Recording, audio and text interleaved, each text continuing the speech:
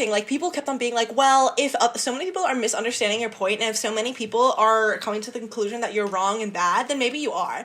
And nope. I thought... That's not how that works. I kept on thinking, well, guys, maybe lesbians are a minority in this community. maybe having actual good political stances on everything, on things from gender to race to class, politics, is very minimal. Like not, if a not black a popular person got thing. dogpiled for their opinions on race and white people, and a bunch of white people flooded the comments being like, well, if this many people think you're wrong, then maybe you are. Like, no, y'all are just racists. You are just racists. I made a series of TikToks talking about how the concepts that we are talking about in terms of how heterosexuality and cisness are like structure, like societal structures and things that people interact with each other under, like these things inform how we interact with each other in our relationships. The concepts that we are talking about are talked about in other communities and the way that they affect other communities. Like, black people who date predominantly white people and center whiteness or position themselves to be liked by white people, that is something that is heavily criticized in the black community, in any community of color. Like, we call them Uncle Toms, we call them coons. When you see a black person acting in a way that you know is for the performance to be liked by white people, aka a minority, a person of a racial minority, positioning themselves to be liked by their oppressors just for the benefit of separating themselves from their own community with the hopes of somehow being invited into the oppressive community, that is something that is heavily criticized. If you walked into a room full of black people and said, hey, I think it's kind of annoying and weird when I'm trying to have a conversation with a fellow black person about being black, and they keep on talking about the white people that they like, that really annoys me. No one is going to disagree with that shit. No one is going to disagree with that shit, because it is very clear that they know how that system both works globally, like in society as a whole, and how it affects interpersonal relationships. But somehow, when we take that same concept of, oh, how does this societal structure also work with people that you're actually in community with and your interpersonal relationships, all of a sudden, no one knows how to fucking slightly alter a concept that they're already familiar with into this conversation, and that lesbians, who are the minorities, clearly, based on this fucking backlash that we're seeing, talk about how it's weird when someone that we're supposed to be in community with, aka sapphics, aka bi women, are constantly prioritizing their oppressors, the men, as a class, and using their interpersonal relationships with men and with people in these class, and weaponizing that power that men have against their own community. That's weird and annoying.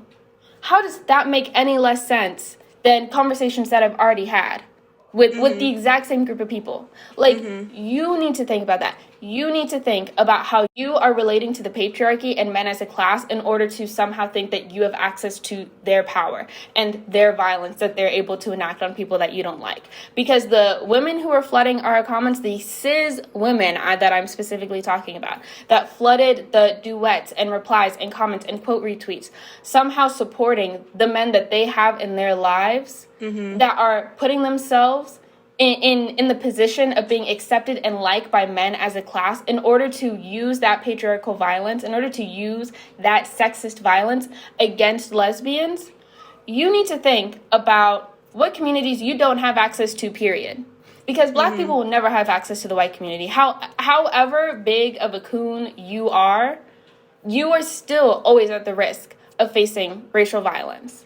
So why do you think that as a misogyny-affected person, you get to dabble in and borrow the violence of the patriarchy against lesbians and think that somehow we are the ones that are hurting you? We are the ones that are oppressing you? Yeah. What access of violence do either of us have access to as individuals? Or, like, in terms of this context, in terms of this situation, it's like, there's a reason why I'm not going around talking about people who have physical disabilities or having or trying to have hot takes about that community because I do not have a physical disability. I can't see. Yes, if you took away my glasses, life would get pretty hard. But this is a something that is in my material condition, something that I have access to every single day whenever I need it to. That takes away how that disability affects my day-to-day life. That's why I don't talk about that shit. Yeah. So maybe people who are affected by misogyny and your shitty boyfriends are actually allowed to talk about you having shitty boyfriends and are actually allowed to talk about the violence that you use against us. Like, that shit pissed me off, and especially when I was making TikToks about this in the first place, and people were trying to say that I'm not allowed to compare race and sexuality or race and gender. Or talking about, like, as a person of this identity, you can't talk about this. Girl, do you not understand? The amount of people that said that even though I identified as bisexual for 5 years, 5 years of my formative years, identified as bisexual. No, people kept on saying this as well. For me, that they were I wasn't allowed to speak about the bisexual experience at all. This is not... I know you. To quote Hamilton, I was in the room where it happened. I was in the room where it happened. Let me talk your language, bisexual women. Let me get on your level. Let me quote a little Hamilton for you. I was in the room where it fucking happened. I can speak on this shit if I want to. Like, you think that I'm scared of a 15-year-old bisexual? I was a 15-year-old bisexual. Like, you do not scare me. There's nothing that you can say or have a take that you're gonna have that I wasn't heard. Wasn't a part of creating. The lore was because of me, babes. Like, exactly. I'm like, the I'm ideas. Your fucking ancestor. Show some respect. Like, who do you think you're talking to? We have graduated from Tumblr University, and as like cum laude graduates, tenured. Like, no, we're actually we your are chancellor. employed. And you're on fucking academic probation. Like, please. Please. Shit pissed me off. No, literally. No, not to equate the experience of gender depression with, like, racial oppression, but, like, to sort of look at the way that these things, like, interact with each other and operate, like, side by side is really integral to the ability to even think about this in a critical manner, which is why, again, I think white people being so mad.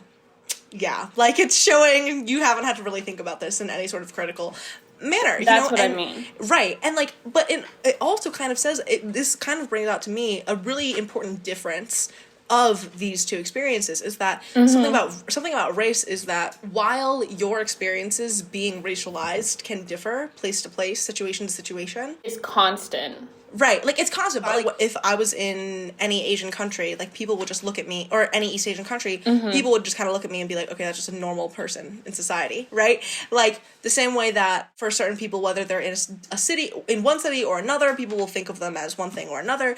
That has to do with how people, like, perceive you, right? But the thing about gender and sexual identity is that these things can change internally too. These things are things that, like, have to do a lot with our own relationships to ourselves in a way that isn't just rooted in material reality. So that's something that really separates the experiences of, like, race and gender. Because of this, to try to equate, like, okay, well, if you don't have this identity, don't speak on this, to something like gender depression, when that is applicable to particularly racial experiences, is, I think, absolutely ridiculous. Because how are you going to tell, for example, how are you going to tell, like, a trans woman who experienced much of her life as a gay man that she can't talk about the experiences that she's had, or to tell someone who has experienced a majority of their life as a cis woman but is now not a cis, like, what are you actually talking about? Because don't all of your experiences inform your views and your understanding of the world the way that your racial experiences in the world are going to inform your understanding of the world and how race is constructed? Like, it is absolutely ridiculous to try to apply that argument in context where it does not make sense. And, like, that's what y'all sound like. Like, y'all really do not make any sense. Also, they kept on saying that we were lesbians talking about bisexual issues. First of all, you are not taking care of it. So looks like the lesbians are going to have to step in. And you're in our business for making it our fucking problem by saying, I don't feel, As someone who is Black and a lesbian. Like, I know how these things affect me in similar ways because I see it. I have to deal with annoying white people and I have to deal with annoying non-lesbians. Like, I'm fucking a double employed over here. So, like, the first thing that I said is, like, it's not me talking about bisexual business. I'm talking about behaviors that specifically affect the lesbian community, like a community that I'm a part of. In the same way, bi people being lesbophobic or not actually being in community with lesbians is something that affects me. In the same way that if a white person is being racist or a white person is being a white supremacist and only talking about race with other white people, as a black person who is affected by how white people see black people, I'm allowed to speak on that behavior. Like, duh. In the same way that men or women and non-men are allowed to speak on the behavior of men because their behavior affects the way that we live our lives. It doesn't make sense to be like, oh, well, you're talking about the behavior of this group that even though you identified as a part of that community for 5 years, all of a sudden doesn't count. That experience, because you're experiencing bisexuality as a lesbian, which is another thing, then wait, we also have an episode about this too. The one with Noor. Our cover art for that episode is like bi lesbians are not real. Okay. You know, yeah. Well, that part, I think they're trying to say it, but I'm just like, the thing is that I even clarified in one of my TikToks, is like, I didn't identify as bisexual because I knew that I was a lesbian and I didn't want to come out as a lesbian. No, I remember seeing this one. I identified as bisexual for 5 years because I was a bisexual for 5 years. Like, I ended up realizing, learning more about myself that I was a lesbian and how I was defining my bisexuality was not bisexuality at all because I was a child who didn't know things. If you're never once told to question if or how you like men and you go through puberty and realize that you do like women, and no one is ever prompting you online, because all of my mutuals on fucking Twitter at the time, 2015 Twitter, you had to be bi to be on Twitter, I believe. Like, that, it was a requirement. It was like, okay, check. You're in this fandom, this fandom. Okay, you gotta check that one off too. You had to be bisexual. So if no one in any aspect of my life, online or in my geographical community, was telling me to question or even think about if I liked boys, but I went through puberty and realized that I liked girls at the time because I was a child. I was a girl. Then what I'm going to identify as is the word that applies to that and what was accessible to me. And the first queer YouTubers that I watched that weren't gay men were bisexual women. And sapphic women who still had relationships and experienced attraction to men, who were talking about their experience, and to a 13-year-old, 14-year-old, 15-year-old who has never been in the position to be asked out by a guy or, you know. Like, you identify with the experiences that you can see, that are accessible to you. Exactly. Like, I wasn't a lesbian who was in high school, like, identifying as bi. Like, that is what it was. Yeah.